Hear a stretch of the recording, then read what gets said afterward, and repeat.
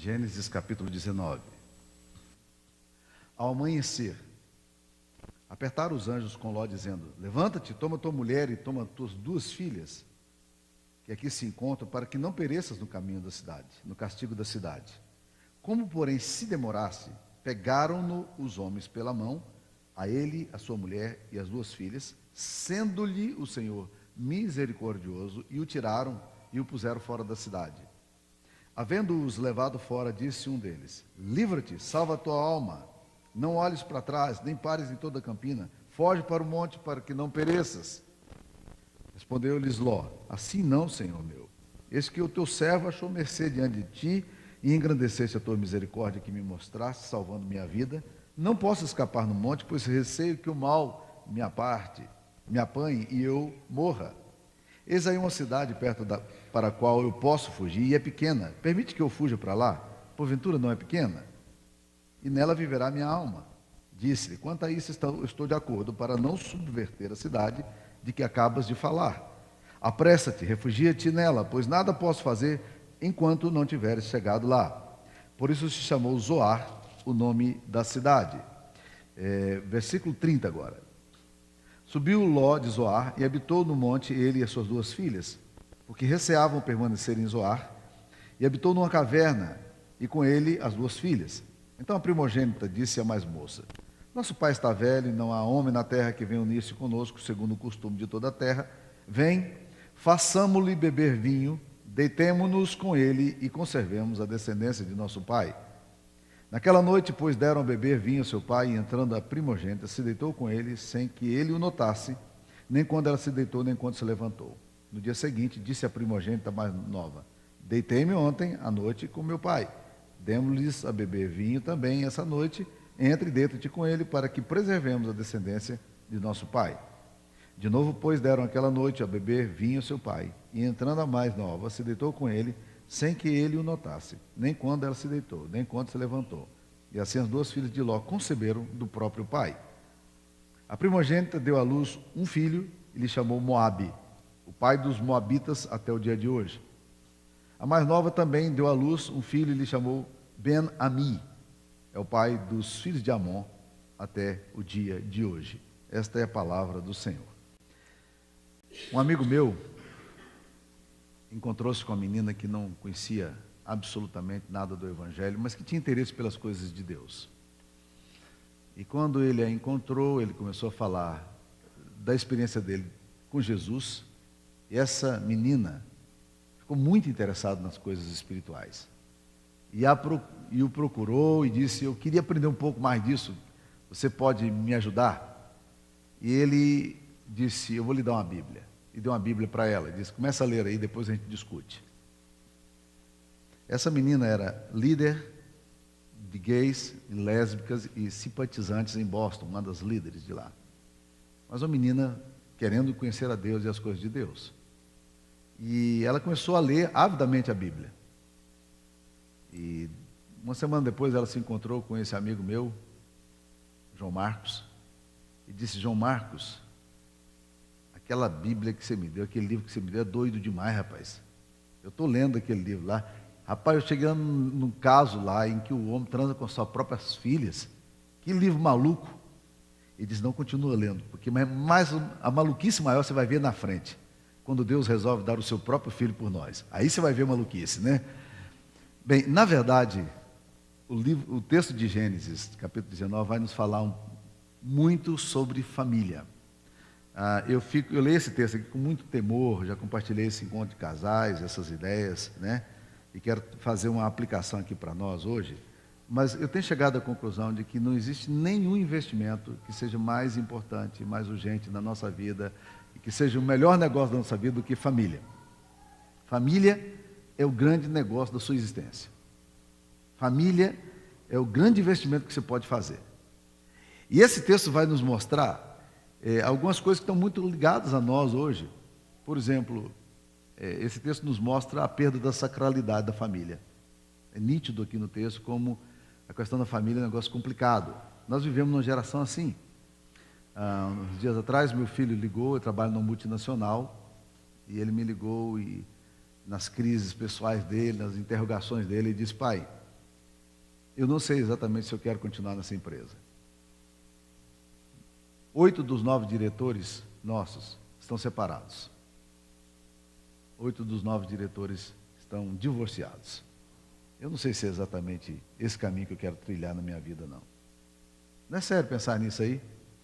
Minha esposa, quando terminou o mestrado dela na Universidade Federal de Goiás, no curso de letras, o professor José Fernandes, que foi orientador da tese dela, a procurou e disse: eu tenho uma oportunidade de ouro para você. Nós morávamos em Goiânia, como pastor, eu ganhava um salário muito pequeno, trabalhava numa congregação periférica, e ele virou para ela e disse: surgiu uma vaga de professor de letras em Barra do Garça, na Universidade Federal de Goiás. Essa vaga é sua, você tem o perfil para isso, vai para lá. A Sara tinha dado à luz ao Mateus cerca de um ano antes, talvez menos. Ela disse: eu não posso ir. Ele disse: por quê? Ele disse: porque eu tenho 2 filhos para cuidar e tenho meu marido para cuidar. Tem nenhuma chance. Ele disse: esta é a oportunidade da sua vida, você não pode perder isso de jeito nenhum. Disse: mas o que eu faria com os meus filhos? Ele disse: arranja uma babá, arranja alguém, você fica 3 dias lá na faculdade, volta para cá e fica. Ela disse: absolutamente, isso não está no meu programa. E ele disse: eu não vou entender a cabeça de vocês crentes nunca. Eu não vou entender nunca o que você está pensando. É exatamente esses conceitos que fazem com que a nossa família perca tanto a questão da sacralidade. As pessoas já não consideram muito importantes as coisas ligadas à família. Esse texto também nos mostra que a família perde prioridade. A família facilmente ela se desorienta. Ela deixa de ser o elemento central da nossa existência e passa a ser algo secundário. E é exatamente o que o texto está nos falando. O que a gente sabe aqui nesse texto sobre Ló e a sua família? Primeiro, a gente aprende que Ló era um homem rico. Rico. A Bíblia nos diz que ele aprendeu a ganhar dinheiro. Já viu gente que aprendeu a ganhar dinheiro? Alguns nunca aprendem a ganhar dinheiro, né? É o meu caso. Mas existem outros que aprendem a ganhar dinheiro. Ló aprendeu a ganhar dinheiro. Ficou rico. Tão rico que, para não brigar com o tio dele, que era muito querido, Abraão, ele disse: Abraão, não vai dar mais. Nossa companhia cresceu muito, a nossa agropecuária, a nossa fazenda cresceu demais, então você vai para um lado, como é que nós vamos fazer? Para a gente não ficar brigando, vamos lá, separar. O homem aprendeu. Ló era um homem rico. A Bíblia diz exatamente isso sobre ele. Outra coisa que parece estranho, mas a segunda carta de Pedro vai dizer que Ló era um homem justo. E a Bíblia diz que ele se atormentava diariamente vendo a situação dos filhos de Sodoma, a situação da cidade dele. Ele se atormentava, é o texto que 2 de Pedro vai nos ensinar no capítulo 2, versículos 7 a 9. Outra coisa que a gente aprende sobre Ló é que Ló era um homem envolvido com a adoração. Por quê? Porque a Bíblia nos diz aqui que ele está participando o tempo todo do que está acontecendo com Ló. Ele também sacrifica com Ló, ele vem de Ur com Ló. Ele, talvez por ser um sobrinho muito querido de Abraão, ele participa ali nessa adoração. Então, Ló e Abraão vão adorando a Deus juntos. Se eu pudesse usar uma alegoria, eu diria: é alguém que envolveu-se com a igreja. Alguém que caminhava com o povo de Deus. Ló não era um homem alheio às promessas. Ló não era um homem distante das promessas. Não. Ló era um homem envolvido com essa questão da adoração, da dinâmica da comunidade, do povo de Deus. Mas mais ainda, nós aprendemos de Ló é que Ló viu milagres, intervenções sobrenaturais, porque nós estamos aqui no capítulo 19, e o capítulo 17 e 18 está descrevendo o milagre maravilhoso que Deus fez na vida de Sara, uma mulher que não tinha mais o ciclo menstrual dela, não podia mais conceber, não tinha mais idade para isso, tinha 90 anos de idade, e de repente aquela mulher engravida. Ló estava olhando aquele negócio, vendo a tia dele, e sabendo de tudo, porque ele se encontrava sempre com Abraão. Abraão está contando para ele: olha, as coisas estão acontecendo, Deus está agindo, Deus está falando. Você olha para Ló, Ló não é um cara secularizado, não. É isso que nós vemos aqui. Essa é a realidade de Ló. Mas olha o que acontece. Quais foram os erros que Ló cometeu? Primeiro, É interessante porque quando você volta um pouquinho no capítulo 13, você vai perceber que o primeiro erro dele começa aqui. Capítulo 13, versículo 10, diz assim: quando ele está discutindo com Abraão, para onde vão, como vão fazer, aí Abraão diz: olha, se você escolher para um lado, eu vou para o outro, se você for para a direita, eu vou para a esquerda. E aí diz a Bíblia que Abraão lhe dá a possibilidade da escolha. Isso não deveria acontecer, porque Abraão era o mais velho, era o tio dele. No entanto, Ló não se faz de rogado, porque quando ele levanta os olhos, dá a impressão de que ele estava numa montanha, né, discutindo com o seu tio Abraão. Versículo 10 diz: levantou Ló os olhos e viu toda a campina do Jordão, que era toda bem regada antes de haver o Senhor destruído Sodoma e Gomorra, como o jardim do Senhor, como a terra do Egito, como quem vai para Zoar. Ele olhou aquela terra e ele viu a agricultura, e ele era um homem de pecuária. Ele ficou impressionado com aquele negócio.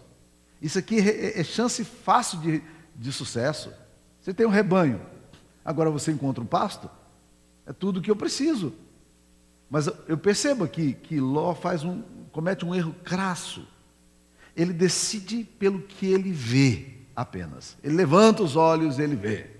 Esse negócio da gente olhar e ficar impressionado com as promessas, com as perspectivas, é muito importante ter perspectiva, é muito importante sonhar em crescer, mas é incrível como a gente se equivoca nessas horas e toma decisões absolutamente tolas porque a gente decide só por aquilo que a gente vê. Ló decide por aquilo que ele vê. Mas o texto de Gênesis 13 fala logo em seguida, nesse versículo 13, que os homens de Sodoma eram maus e grandes pecadores contra o Senhor. Ou seja, havia uma cláusula de exceção ali no contrato. Havia alguma coisa ali perturbadora. Então Ló decide apenas pelo que vê. Segunda coisa, ele decide apenas por razões econômicas. Ah, rapaz, como eu já tenho lutado com isso com membros de minha igreja, pessoas fora da minha igreja, que me procuram e tem uma proposta maravilhosa de salário, ele tem que sair daqui, ficar 3 meses longe da mulher dele, né? E ele acha fantástico aquele negócio, porque é o salário triplicado. Gente que saía daqui, quando eu era pastor nos Estados Unidos, famílias, homens e mulheres que saíam daqui, deixando os filhos para trás, porque iam ganhar dinheiro. Decide por razões econômicas. Hoje, há muitas empresas aí que dão ouro para você se mandar da sua família. Eu me assusto tremendamente quando eu vejo aí o governo brasileiro contratando médicos cubanos e dizendo não pode trazer família. Eu fico perguntando, o que é isso? O que é isso? Não pode trazer família? Família deveria vir com o cara. A primeira coisa que deveria ser, só pode vir com a família. Sem família não vem. Mas é a própria da perda da sacralidade da família. Ló também, ele faz um investimento sem considerar a família dele. O que Ló faz? Ele pega as meninas dele, criadas ali numa cultura rural, e leva para uma cidade cosmopolita, mas uma cidade de uma ética permissiva, destrutiva, e a cultura daquela cidade começa a entrar no cerne daquelas meninas. Eu fico muito preocupado com a cultura e tenho tentado falar um pouco sobre essa questão de cultura, porque a gente imagina a cultura como uma série de informações que você recebe sobre determinadas coisas. Não. Cultura é muito mais perversa e muito mais profunda e muito mais arraigada do que você possa imaginar. Porque cultura não entra pela sua filosofia, não é um saber filosófico. Cultura é alguma coisa que encarna em você. De repente você pensa assim. Você age assim, você se comporta assim. E a gente tem dificuldade demais de julgar a própria cultura, a cultura na qual a gente está presente. E essa cultura vai arraigando-se no nosso coração. Ló pega as filhas dele e bota nessa cultura de homens maus e grandes pecadores diante de Deus, por razões econômicas. Olha a crise, olha como as coisas vão complicando. E Ló não considerou a perspectiva de Deus. Gente, preste atenção nessa palavra perspectiva. Todos nós precisamos aprender a ter a perspectiva de Deus. E a ter os olhos de Deus. A olhar como Deus olha. A interpretar as coisas, julgar as coisas como Deus julga. Ló não consegue ter perspectiva de Deus, ou se as tem, as ignora. Ignora a perspectiva. Ele não considera a perspectiva de Deus. O que Deus achava daquele povo? A cultura de Sodoma, como é que era? Primeiro, ela perdeu a noção de valores morais, porque o texto aqui nos diz, e nós já estudamos, né, no capítulo 19, que os homens velhos e jovens, não era uma questão apenas dos jovens, mas uma questão da cultura mesmo. Veja como a cultura ela vai passando de geração para geração, né? Mas a Bíblia diz que quando os homens chegam ali para anunciar a Ló, para que Ló saísse, diz a palavra de Deus, que que os homens da cidade, eles cercaram a cidade, a casa de Ló, e disseram: bota esses homens para fora porque nós queremos abusar deles, abusar sexualmente. É uma cultura de perversão. Ela perdeu a noção de valores morais. Ela perdeu também o respeito pelo ser humano. Por não ter valores, a dignidade humana também, ela se arrebenta. O texto aqui nos diz também que ela perdeu a noção da dignidade humana. Por quê?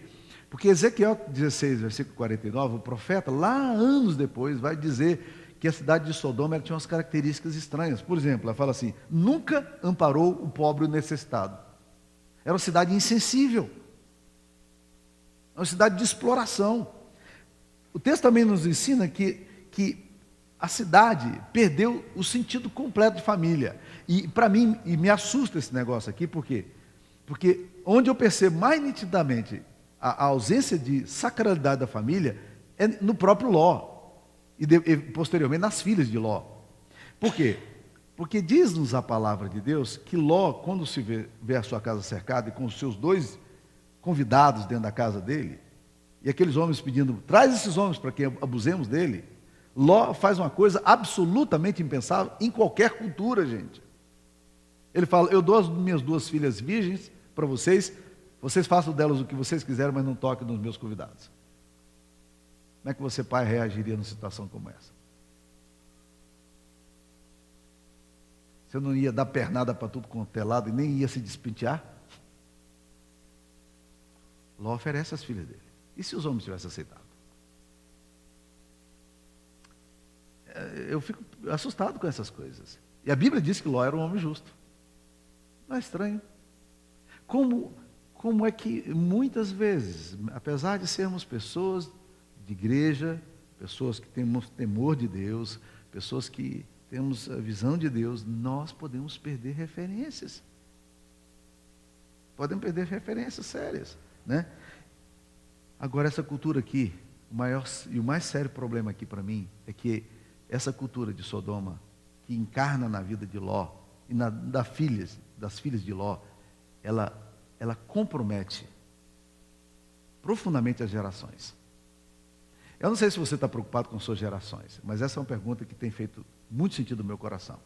Primeiro, são 2 perguntas. A sua fé vai chegar nos seus filhos e netos? Ou está chegando? Essa pergunta é fundamental, gente. Porque nós estamos perdendo os filhos da gente para os nossos filhos. Segunda pergunta está relacionada a isso. Se vai chegar, que tipo de fé vai chegar? Uma fé institucional meramente? Você transforma um garoto num bom presbiteriano, num bom católico, num bom batista, num bom assembleiano? É isso? Eu sempre brinco dizendo: não é difícil transformar alguém dar uma fé institucionalizada para filhos. Mas nós precisamos transmitir uma fé pessoal, onde os nossos filhos aprendam também a amar a Deus e seguir a Deus, e glorificar a Deus com tudo que eles têm. Olha o que acontece. Quais são os efeitos dessa cultura e dessas decisões que Ló vai tomar na vida dele? A primeira coisa é que o texto aqui nos descreve de uma forma muito forte, que quando elas chegam na outra terra agora, Sodoma é destruída, elas ficam completamente deslocadas, não falam a língua, estão distanciadas da cultura, não tem envolvimento social nenhum. Elas moram, ela e o pai dela, as 2 filhas e o pai. A mãe morreu no caminho. É um outro assunto para uma outra hora. A mãe morreu no caminho. E agora aquelas meninas ali se veem desamparadas e elas criam um estratagema de seduzir o próprio pai, de embriagar o próprio pai, para que o pai transe com elas e elas gerem filhos. Um valor muito forte na cultura oriental e antiga, ter filhos. E elas dão bebida para o pai, e o pai tem sexo com as próprias filhas e as engravida. O resultado disso aqui, gente, é devastador. Porque desses 2 meninos que nascem, cada uma delas teve um filho, nasceram 2 povos, moabitas e amonitas. Se você tem familiaridade com a Bíblia Sagrada, você sabe que esse povo, moabita e amonita, tem algumas características horríveis. Primeira característica horrível: esse povo é um povo que está sempre, desculpa a expressão, enchendo o saco do povo de Israel e brigando com o povo de Israel. Esses 2 povos são inimigos frontais do povo de Deus. Nascem para ficar cutucando o povo de Deus o tempo todo. O tempo todo. Segunda característica: eles conviveram com o povo de Deus, como Ló conviveu com o povo de Deus, mas eles nunca participaram da realidade do povo de Deus. Ló não era um homem querido e amado ali, participante da graça comum, no meio, com seu tio Abraão? Ló não conseguiu passar nada disso para filhas, e os meninos que nascem, eles nunca podem entrar no templo de Jerusalém, porque eles não são judeus, eles são gentios, eles são pagãos, são descrentes. Os amonitas e moabitas nunca entram no templo, não podem entrar no templo de Jerusalém. Eles são excluídos completamente da promessa, excluídos completamente da graça de Deus. Ló teve a oportunidade de transmitir os fundamentos da fé que ele aprendeu de Abraão, seu tio, mas ele não consegue passar nada disso. Agora presta atenção, outra característica tremenda. Olha o que acontece quando uma família vai vivendo uma vida desregrada. Pai, filha, vai vivendo uma vida desregrada moralmente falando. O resultado é que isso vai pipocando nas gerações seguintes. Amonitas e moabitas, eles tinham uma característica horrível, e a Bíblia descreve isso. As filhas dos moabitas eram tudo sem vergonha. Mulheres que não tinham valor nenhum, dignidade nenhuma. Quando Balaão quer amaldiçoar o povo de Deus, em Números 23 a 25, diz a Bíblia, que ele é contratado, é um feiticeiro, um macumbeiro, é contratado para amaldiçoar o povo de Deus e não consegue amaldiçoar o povo de Deus. Lá pelas tantas, Balaão, frustrado, e Balaque, o rei, frustrado também, ele fala o seguinte: o rei, não tem jeito, esse povo aí não vale encantamento, é povo de Deus. Já tentei fazer minhas rezas aqui, minhas mandingas, não dá certo com esse povo. Esse povo é abençoado de Deus, não tem, contra Jacó não vale encantamento. Ele é povo de Deus. Então entenda isso, Balaque. É povo de Deus, rei. Não vai dar certo. O que eu fizer de macumba aqui não vai funcionar. Mas tem um jeito. Olha o que Balaão faz. Balaão é feiticeiro, é macumbeiro. Ele fala o seguinte: contrata as meninas dos moabitas, que não valem nada, e bota essas meninas para serem prostitutas no meio do povo de Deus. Aí você vai ver a desgraça chegar. A gente não sabe exatamente o que aconteceu ali, mas diz-nos a palavra de Deus que uma doença varreu o povo. E os meninos, a sensação que eu tenho é que era doença venérea. Uma doença que batia sem antibiótico, o povo no deserto. Aquilo foi varrendo gente, e foi morrendo gente. Foi morrendo meninos, moços, jovens, adolescentes. Aquilo foi uma desgraça para o meio do povo de Israel. Mas a estratégia do diabo é o seguinte: pega essas filhas dos moabitas, essas filhas de Ló, e bota aí para transar com os moços da igreja. Você vai ver o que vai acontecer. Aí a maldição vem. Ou seja, ele não conseguiu amaldiçoar. Não é isso mesmo? A igreja, você não amaldiçoa a igreja. Mas ele conseguiu amaldiçoar, porque colocou filhas dos moabitas para se envolverem com o povo de Deus. Essa é a consequência que vai nas gerações. É um povo distanciado das promessas, um povo marcado pela prostituição, um povo que não pode entrar no templo, uma nação que com o tempo desaparece também. Ela não tem sequência. Então eu queria concluir aqui com algumas aplicações práticas. Se família é o melhor negócio da vida, é o investimento que você tem que priorizar mais. Deixa eu dar algumas sugestões aqui, pelo menos assim. Primeiro, não tome decisões apenas pela visão. Olha, se vier promessa para você de trabalho, para você mulher, está entrando no mercado de trabalho também, homem que está no mercado de trabalho aí, e isso implica em estar longe da sua família, diga, estou fora. Pode ser a coisa mais encantadora, pode ser a melhor proposta de salário. Então não decida apenas pela visão. Segundo, não decida apenas por dinheiro. Não é só o que você vê, nem é só o que você ganha, que interessa. Terceiro, considere sempre sua família. Toda decisão que você tomar, você pergunte a você mesmo: o que isso vai gerar nos meus filhos e netos?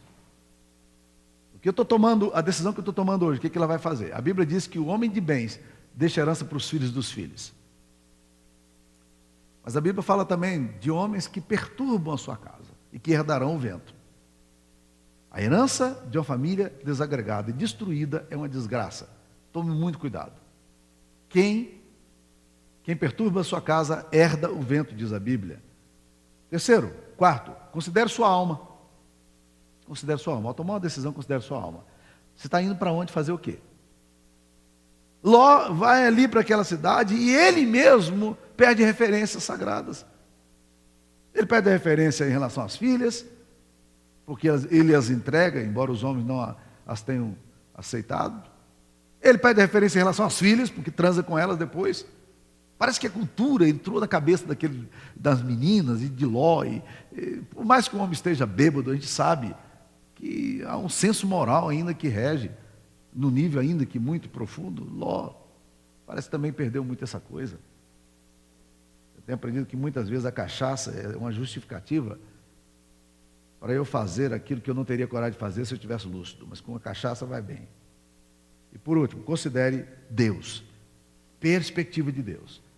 Lute por sua família, meu querido irmão. Lute por sua casa. Ló viu as intervenções de Deus. Ló viu a graça de Deus. Ló participou de milagres de Deus. E Ló está aqui agora no buraco por causa da família dele. E ele foi o grande responsável disso. Então, meus queridos, eu fico olhando isso aqui, uma geração secularizada, como desses meninos aqui, os genros dele, que riram quando ele falou de Deus. Eles não acreditavam em nada daquilo. Ló sabia que aquilo era sério, né? Mas eu fico perguntando assim, se você descobrisse que as suas orações realmente são ouvidas por Deus, o que você pediria hoje? Se você tivesse que fazer uma oração hoje, pensando na sua família, o que você oraria? Qual é o grande pedido que você tem para a sua casa? Qual é a perspectiva que você tem para a sua família? Para as suas gerações, e não apenas a que está aqui, mas para a que ainda virá. Ló não podia fazer ideia da grave consequência e da tragédia que seria o envolvimento dele com as filhas dele. Ele marcou para sempre aquela geração, quebrando valores na alma deles. E aqueles meninos e aquelas meninas que nascem agora, elas têm uma visão ética completamente deturpada e complicada. Porque isso foi visto em casa, foi percebido em casa. Que Deus nos dê graça, que Deus nos ajude. Vamos orar.